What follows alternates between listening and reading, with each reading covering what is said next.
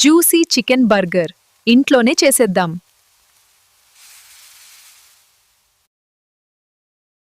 Chicken bun, ఉల్లిపాయ, tomato, lettuce, mayonnaise తీసుకున్నాం. ఇవన్నీ ఒక మంచి చికెన్ శాండ్విచ్ తయారు చేసుకోవడానికి అవసరమైన ముఖ్యమైన పదార్థాలు. చూసేందుకు చాలా తాజాగా ఉన్నాయి. చికెన్ లో ఉప్పు, మిరియాల పొడి, మసాలాలు వేసి కలపాలి.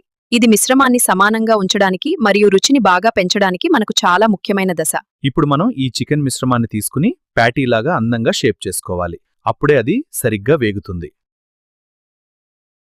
ప్యాటీని పాన్ లో వేయించి ఉడికించాలి.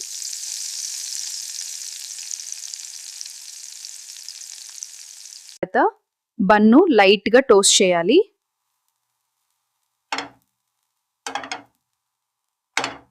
బన్లో ప్యాటీ, ఉల్లిపాయ, టొమాటా, లెట్యూస్ వేసుకోవాలి. అంటే ప్యాటీని ఉల్లిపాయ, టొమాటా మరియు తాజాగా ఉన్న లెట్యూస్ ముక్కలపైన జాగ్రత్తగా అమర్చుకోవాలని అర్థం. మయోనైస్ వేసి రెడీ చేయాలి. అంటే కరెక్ట్గా సరిపోతుంది.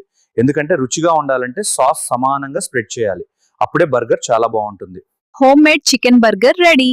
ఇది చాలా రుచిగా మరియు తాజాగా ఉంటుంది. ఈ రోజే ఇంట్లోనే చేసి చూడండి మరియు ఆస్వాదించండి.